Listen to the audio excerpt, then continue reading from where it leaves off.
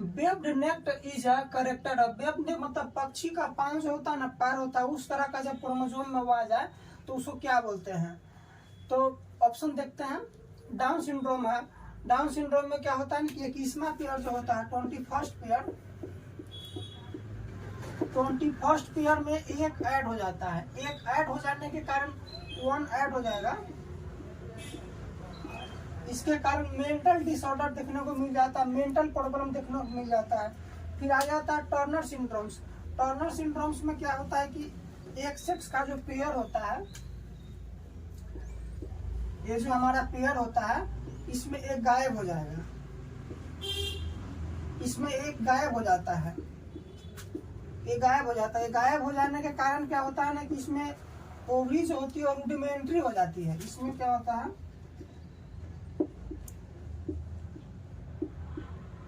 Rudimentary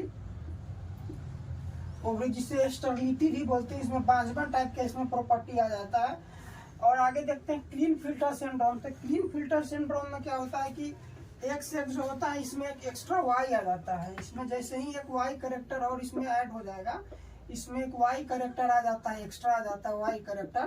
परिणाम स्वरूप ये होता है कि इसमें मेल और फीमेल दोनों का करेक्टर आ जाता है। तो इसमें मेल फीमेल दोनों वाली करेक्टर आती है, वही जिसे थर्ड जेंडर बोलते हैं, वो इसी में आ जाता है।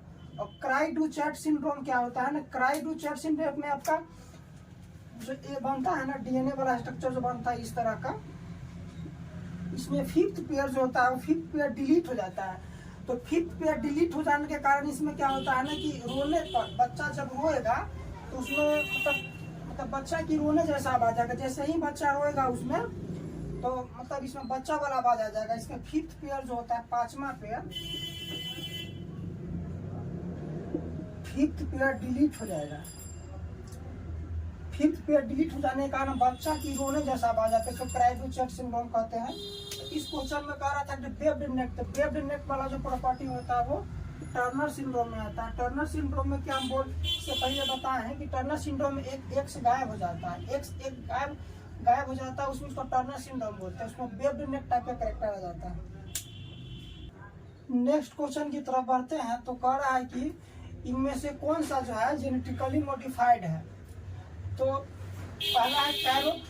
कैरोट में विटामिन ए होता है और विटामिन ए रिस्पॉन्सिबल है, रेटिनॉल उसका नाम होता है, रिस्पॉन्सिबल है हमारे आई में अच्छा, मतलब कलर विजन के लिए अच्छा होता है। रेडिश है, मूली, ब्रिंजल। तो ब्रिंजल नहीं होता है, ब्रिंजल को बीटी ब्रिंजल भी से बोलते हैं, बीटी ब्रिंजल बोलते हैं। एक बीटी ब्रिंजल होता है, इसमें बीटी का मतलब होता है बैसिलस, बैसिलस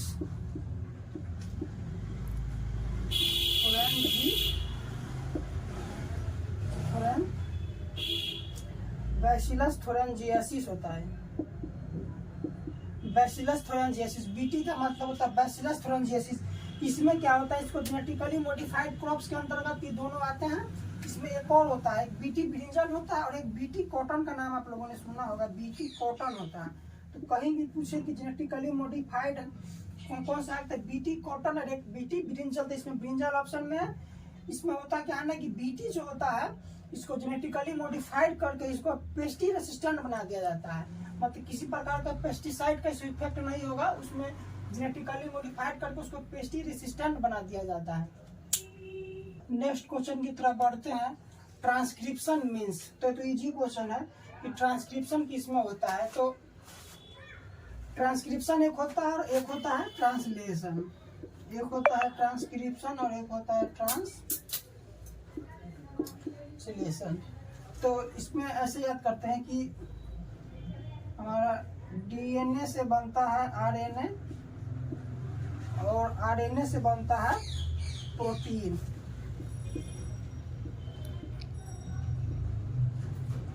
तो डीएनए से जो आरएनए बनता है उसी को बोलते हैं ट्रांसक्रिप्शन और इसको बोलते हैं ट्रांसलेशन। तो ऑप्शन क्या हो जाएगा इसमें, ऑप्शन हमारा हो जाएगा आरएनए ऑप्शन हो जाएगा। इसमें क्वेश्चन पूछ रहा है कि इसमें क्या होता है, तो आरएनए होता है। ट्रांसक्रिप्शन में आरएनए बनता है।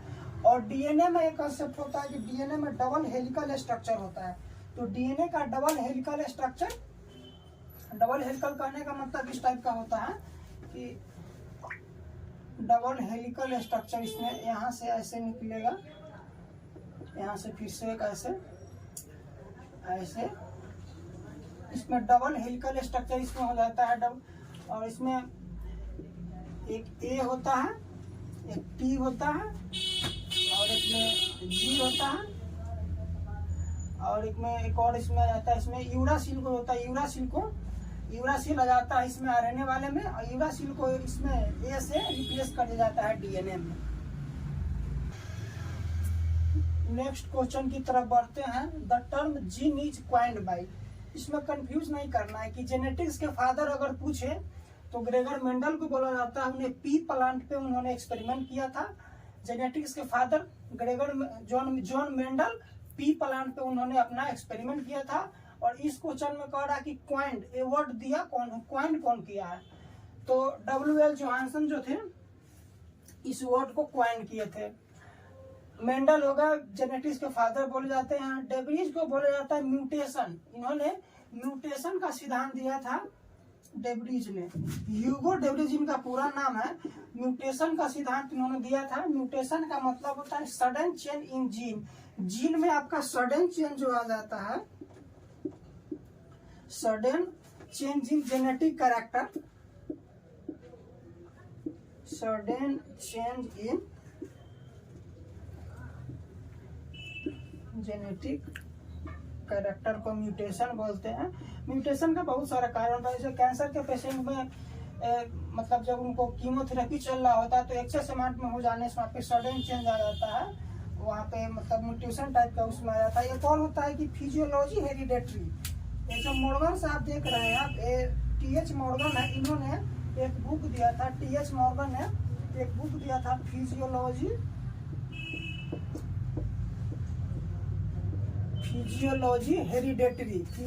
हेरिडेटरी करके एक बुक है, जय मॉर्गन साहब का hereditary,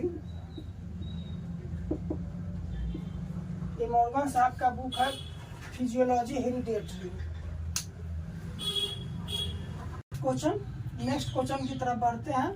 number of chromosome present in somatic cell of human, तो इसी क्वेश्चन है। सोमैटिक का मतलब होता है दैहिक, इसको हिंदी में बोलते हैं दैहिक कोशिका बोलते हैं। दैहिक कोशिका मतलब ह्यूमन का जो दैहिक कोशिका है उसमें कितना क्रोमोसोम पाया जाता है। तो क्वेश्चन को ध्यान से पढ़े कि इसमें बोल रहा है कि नंबर ऑफ क्रोमोसोम, इसमें नंबर ऑफ पेयर नहीं बोल रहा है कितना पेयर, नंबर ऑफ क्रोमोसोम पूछ रहा है। तो नंबर ऑफ क्रोमोसोम पूछेगा तो 46 हो जाएगा। अगर पेयर में पूछे कितना पेयर होगा तो 23 पेयर, और 23 पेयर में से बढ़ जाता है, 46 होता है ना, 46 इसमें से बढ़ जाता है, तो 22 पेयर तो सेम होता है, 22 पेयर सेम होता है। इसको ऑटोसोम भी बोलते हैं, ऑटोसोम भी बोलते हैं इसको, कि 22वां तो सेम ही होता है। और 23वां पेयर जो होता है 23rd पेयर, इसको सेक्स क्रोमोसोम बोलते हैं, इसको सेक्स क्रोमोसोम बोलते हैं। ये डिफरेंट होता है, 23rd पेयर जो होता है ये डिफरेंट होता है, अलग होता है। नेक्स्ट क्वेश्चन की तरफ बढ़ते हैं। Which base in place of thymine present in RNA, तो इसमें पहले देख लेते हैं कि ऑप्शन क्या क्या है। Adenine, guanine, uracil, cytosine. तो आरएनए में क्या होता है ना, कि पहले डीएनए देख लेते हैं कि डीएनए में क्या होता है। डीएनए में हमारा बनता है एडेनिन और थायमिन, और एक बनता है गुयानिन और साइटोसिन। ये डीएनए में होता है। डीएनए में डबल हेलिकल स्ट्रक्चर होता है, और बीच का जो बॉन्ड बनता है इसमें हाइड्रोजन बॉन्ड बनता है। डीएनए में बीच का जो बॉन्ड होता है वो हाइड्रोजन बॉन्ड होता है। और आरएनए में देख ले तो आरएनए में ए डबल हेलिकल होता है, और आरएनए जो होता है सिंगल स्ट्रैंडेड होता है, ये सिंगल स्ट्रैंडेड होता है। आरएनए सिंगल स्ट्रैंडेड स्ट्रक्चर इसमें होता है, जबकि डीएनए में डबल होता है, डबल हेलिकल स्ट्रक्चर इसमें होता है। आरएनए में क्या होता है, थायमिन के जगह पे आरएनए में जब आते हैं तो एडानिन, और इसमें जो थायमिन होता है, थायमिन रिप्लेस हो जाता है। किससे रिप्लेस हो जाता है? थायमिन रिप्लेस होता है यूरासिल से। तो क्वेश्चन में यूरासिल कहीं पे दिख रहा है? ऑप्शन सी में दिख रहा है। तो थायमिन जो हमारा है बेस पेयर में आरएनए में रिप्लेस हो जाता है यूरासिल से, तो ऑप्शन सी हो जाएगा। कह रहा है कि डाउन सिंड्रोम, मतलब क्वेश्चन का कहने का मतलब है कि जो पीपल डाउन सिंड्रोम से अफेक्टेड हो जाएंगे उनमें मतलब कौन सा जो दिया हुआ है चारों, इसमें से कौन सा दिखने लगेगा? तो चारों ऑप्शन पहले देख लेते हैं कि हंटिंगटन डिजीज क्या होता है। हंटिंगटन डिजीज क्या होता है ना कि इसमें अनकंट्रोल मूवमेंट होने लगता है,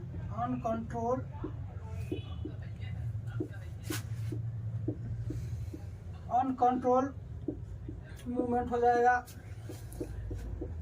फिर इसमें इमोशन लेस वाली बात आ जाती है, इसमें इमोशन नाम का कोई चीज नहीं रहता है हंटिंगटन डिजीज। आगे हमारा दिया है अल्जाइमर तो हम जानते ही अल्जाइमर डिजीज क्या होता है।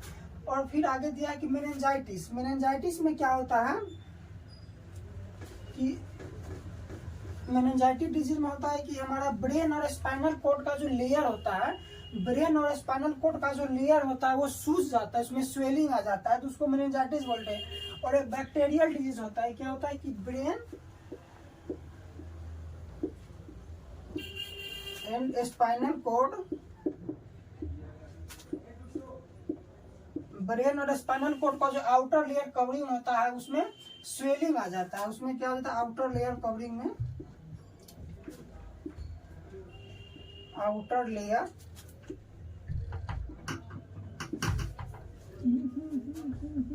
कवरिंग में स्वेलिंग आ जाता है। स्वेलिंग मतलब कि सूजन आ जाता है, तो उसको बोलते हैं मेनिंजाइटिस बोलते हैं। और आगे हमारा दिया हुआ ब्रेन हेमरेज, तो brain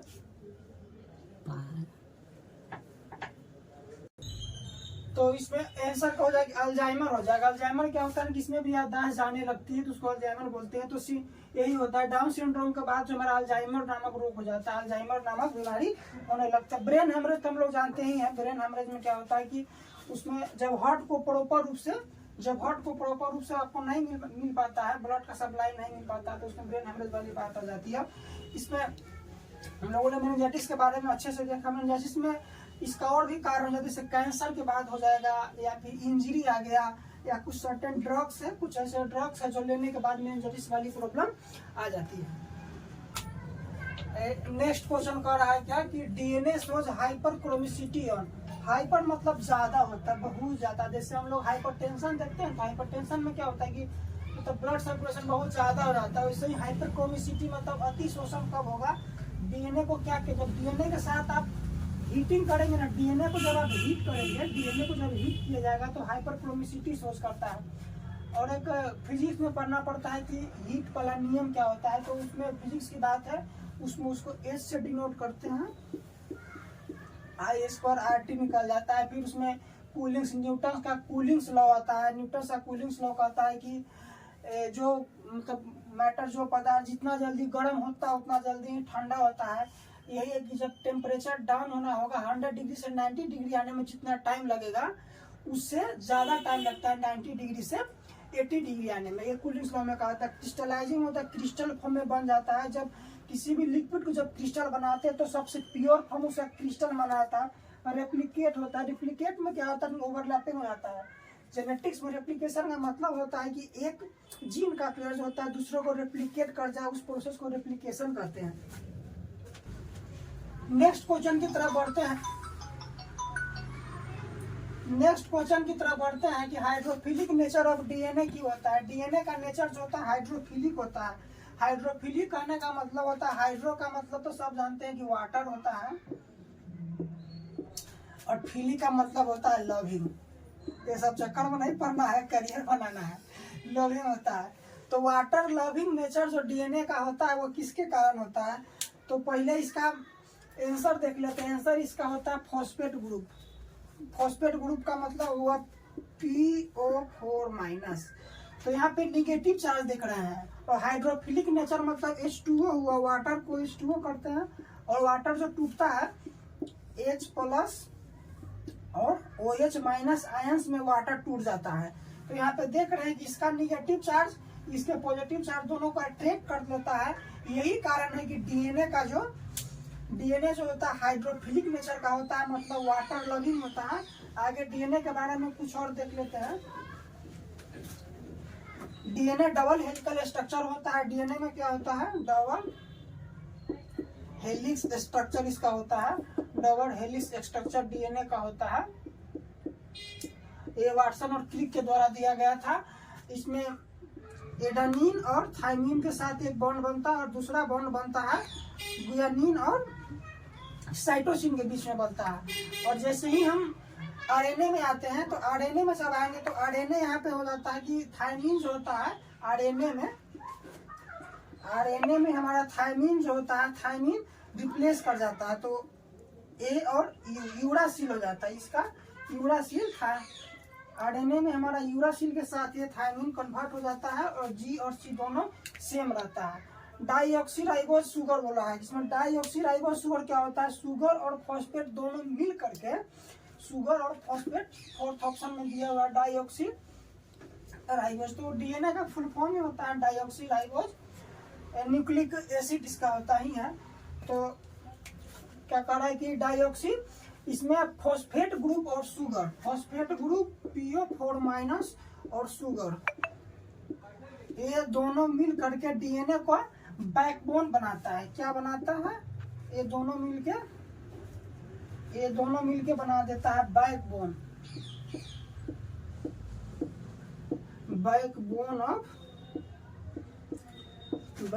of DNA. Backbone of DNA बना देता है कौन, शुगर और फॉस्फेट ग्रुप मिलके बना देता है। इस क्वेश्चन का सिंपली आंसर हो जाएगा phosphate group. PO4 negative charge के कारण वाटर लविंग हो जाता है, वाटर फिलिक नेचर का हो जाता है। नेक्स्ट क्वेश्चन की तरफ बढ़ते हैं। Theory of evolution was given by, theory of evolution किनके द्वारा दिया गया था। तो इसमें देख लेते हैं कि पहला ऑप्शन क्या, मेंडल के बारे में तो जेनेटिक्स के फादर इनको बोला जाता है, जेनेटिक्स दिया था। रदरफोर्ड को बोला जाता है कि फादर ऑफ न्यूक्लियर फिजिक्स के फादर इनको बोला जाता है। न्यूक्लियर फिजिक्स के बारे में रदरफोर्ड साहब को न्यूक्लियर फिजिक्स के फादर बोला जाता है।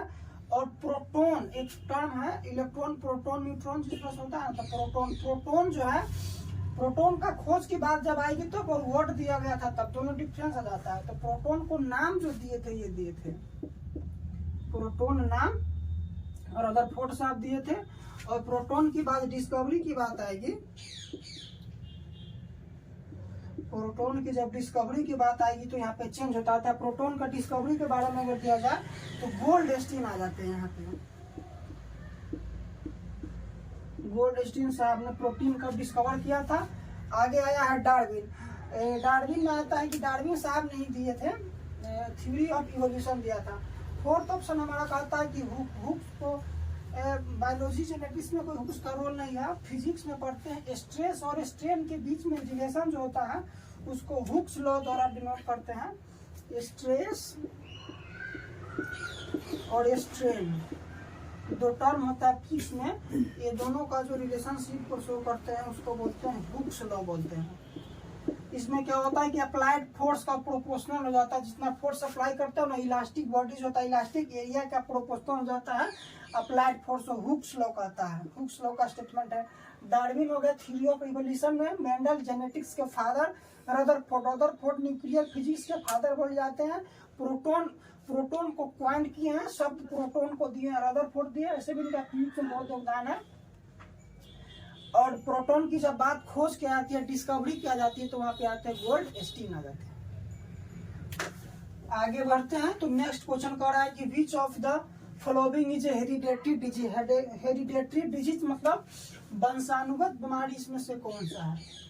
वंशानुगत कहने का मतलब हुआ कि पीढ़ी दर पीढ़ी बढ़ती है, मतलब यही होता है ना कि पिताजी का पैसा आप लीजिएगा, प्रॉपर्टी आप लीजिएगा, तो कुछ बीमारी भी साथ में आपको लेना पड़ेगा।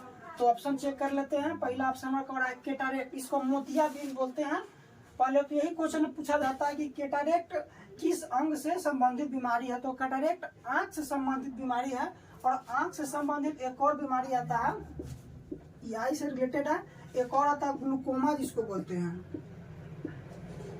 ग्लूकोमा भी आंख से संबंधित बीमारी है। और आगे एक और हीमोफीलिया है। पेलाग्रा देखते हैं, पेलाग्रा होता है विटामिन B3। ये विटामिन B3 के कारण पेलाग्रा होता है। इसको विटामिन B3 का नाम क्या होता है? नियासिन बोलते हैं। इसको क्या बोलते हैं? नियासिन बोलते हैं। विटामिन B3 के कारण पेलाग्रा रोग होता है। आगे देखते हैं तो ऑस्टियोपोरोसिस होता है। ऑस्टियोपोरोसिस एक मेडिकल कंडीशन है, एक बीमारी है। इसमें ऑस्टियोपोरोसिस में आगे आपका हड्डी जो होती है, हड्डियां आपका बोन्स आपका बहुत ही वीक हो जाता है। बोन्स क्या हो जाता है? वीक हो जाता है। और बोन्स को मजबूत करने के लिए क्या चाहिए? कैल्शियम चाहिए, पोटेशियम चाहिए। ये सब बोन्स को मजबूत करने के लिए होता है। और कैल्शियम पोटेशियम का नीड आपको टीथ में भी आता है। बोन्स के साथ साथ टीथ में भी आता है। टीथ, और टीथ का सबसे स्ट्रॉन्गेस्ट पार्ट क्या होता है? इनेमल होता है। टीथ के सबसे स्ट्रॉन्गेस्ट पार्ट को इनेमल बोलते हैं। सबसे ऊपरी लेयर होता है ना, वो इनेमल होता है। तो क्वेश्चन क्या रखा था? वंशानुगत बीमारी कौन? तो हीमोफीलिया जो है, आपको हीमोफीलिया को वंशानुगत बीमारी बोलते हैं। इसका आंसर हो जाएगा हीमोफीलिया। तो आज के लिए इतना ही। अगर आपको अच्छा लगे तो इसको फैलाएं चारों तरफ, और अपना कमेंट्स में सुधार को, अपना सुझाव को लेकर के दें। अगर ये सीरीज आपको अच्छा लगता है तो हम लोग चाह रहे हैं कि इसको कंटिन्यू करते हैं, कि बायोलॉजी में जितने भी अच्छे अच्छे क्वेश्चन आए हैं, वैसे क्वेश्चन को नहीं पढ़ना है जो रिपीट होते हैं। क्वेश्चन वैसे पढ़ना है जो हमें रिजल्ट दिलाएगा। तो इस टाइप के क्वेश्चन हम लोग सीरीज बना रहे हैं। अगर आप लोग का रिस्पॉन्स अच्छा आता है तो इसको कंटिन्यू करेंगे। Thank you.